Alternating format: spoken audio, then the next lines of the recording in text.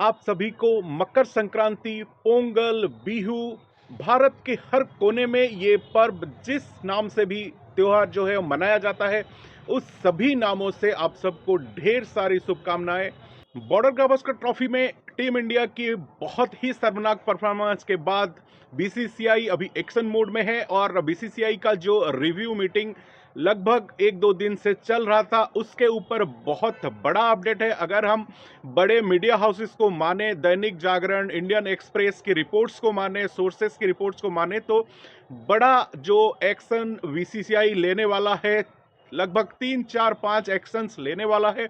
तो एक एक करके उस पर बात करेंगे। पहला जो है कि जिस तरह से पहले इंडियन टीम जब ट्रैवल करती थी बाहर, यानी दूसरे देशों में ट्रैवल करती थी, तब के टाइम उस उनके जो फैमिलीज हैं वो अलाउड नहीं रहती थी उनके साथ। लेकिन लगभग पिछले कई सालों से सभी क्रिकेटर्स का जो फैमिली है वो उनके साथ ट्रैवल करती है। पूरा का पूरा जो टूर प्रोग्राम होता है उसमें फैमिलीज इन्वॉल्व रहती हैं। तो अभी जिस तरह से परफॉर्मेंस गिरा है प्लेयर्स का, तो बीसीसीआई का ये मानना है कि ये जो पुराना वाला सिस्टम था, जब उनके साथ उनकी जो फैमिलीज को ट्रैवल के लिए परमिशन नहीं दिया जा रहा था, उसमें थोड़ा सा रेक्टिफाई किया जाए कि जो पूरा का पूरा टूर में फैमिलीज रहती हैं, पत्नी या फिर बच्चे रहते हैं साथ में, उसको थोड़ा रेक्टिफाई किया जाए। अभी अगर ये रिसोर्सेस का जो रिपोर्ट है ये सच होगा, तो अगर वो जो टूर का प्रोग्राम 45 डेज का होगा, तो मैक्सिमम टू मैक्सिमम 14 डेज तक फैमिलीज को परमिट किया जाएगा प्लेयर्स के साथ रहने के लिए। और अगर उससे कम होगा तो मैक्सिमम 7 दिन का जो दिया जाएगा, जबकि फैमिलीज प्लेयर्स के साथ रह सके।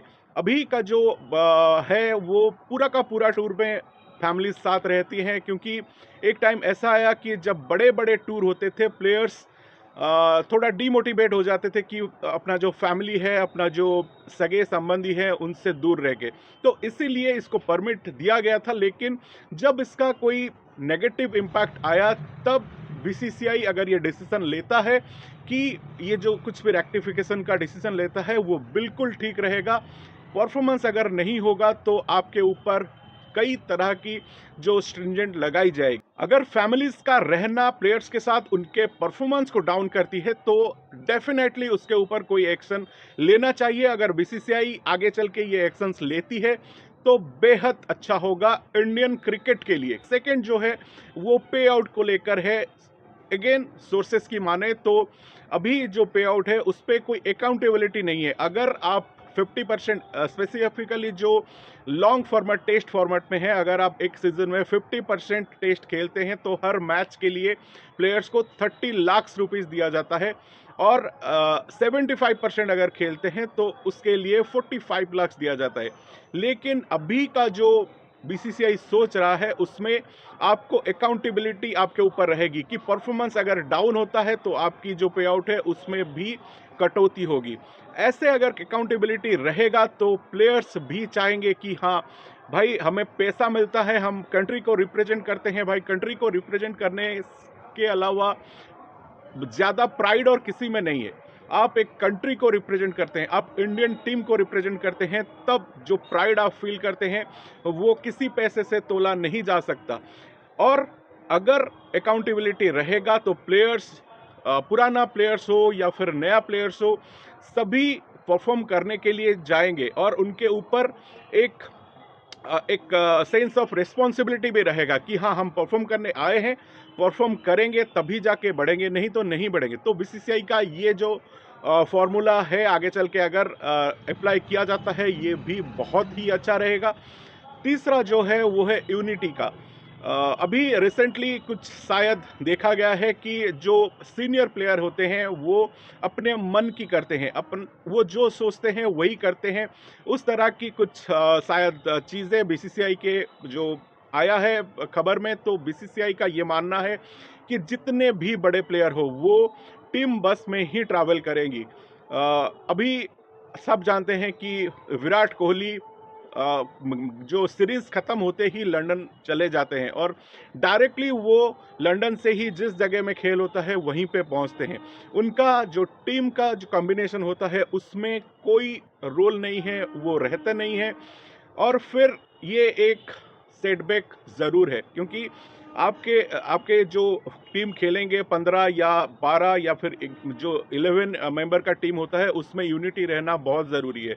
तो उसके चलते बीसीसीआई ने अभी ये कहा है कि जिस पर भी टीम बस में जो बस में ट्रैवल करेगी, उसमें सभी प्लेयर्स को ट्रैवल करना ये अनिवार्य है, क्योंकि कोई भी अपने मन का नहीं कर सकता या फिर अपने कन्वीनियंस से ट्रैवल नहीं कर सकता, उसको टीम बस में ही ट्रैवल करना है। तो ये भी बीसीसीआई का एक बहुत ही अच्छा फैसला है।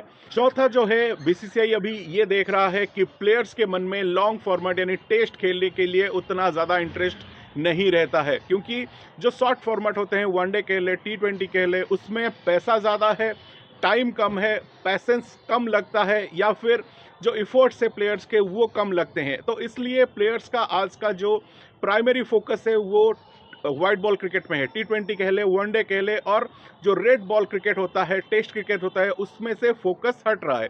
तो उसके चलते बीसीसीआई इस पे भी कंसर्न है कि कैसे करके प्लेयर्स को रेड बॉल की जो अहमियत है उसको समझाए, या फिर उन्हें वहाँ पे स्ट्रेस दे कि प्लेयर्स को रेड बॉल खेलना ही पड़ेगा, क्योंकि व्हाइट बॉल क्रिकेट की खेल अलग है। टेस्ट बॉल जो होता है वो प्योर क्रिकेट होता है, उसमें जो प्लेयर्स का पेशेंस का टेस्ट होता है, काबिलियत का टेस्ट होता है, वो कितना परफेक्ट है टेक्निकली, उसका टेस्ट होता है। तो बीसीसीआई समझता है कि test cricket is the pure form of cricket, और इसके लिए बीसीसीआई ने ये शायद एक फॉर्मूला ये भी बनाया है कि कैसे भी करके प्लेयर्स को टेस्ट क्रिकेट में कैसे उनकी जो इंटरेस्ट रहे, उसके ऊपर भी बीसीसीआई फोकस करना चाहती है।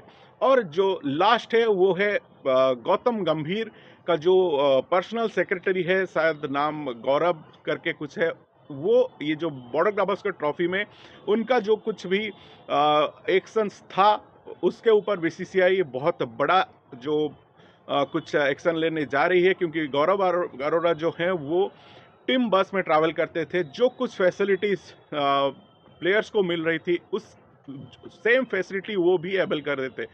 जिस होटल में प्लेयर्स ठहरते थे, वो भी उसी होटल में ठहरते थे। जो बस में प्लेयर्स ट्रैवल करते थे, वो भी उस बस में ट्रैवल करते थे।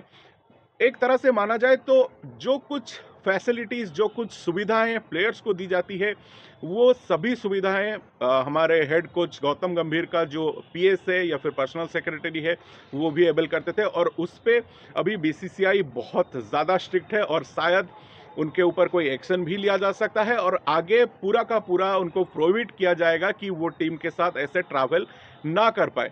गौतम गंभीर बहुत सारे जो कंट्रोवर्सी है उसमें अभी घिरे हुए हैं, और ये एक नया कंट्रोवर्सी भी वो घिर चुके हैं।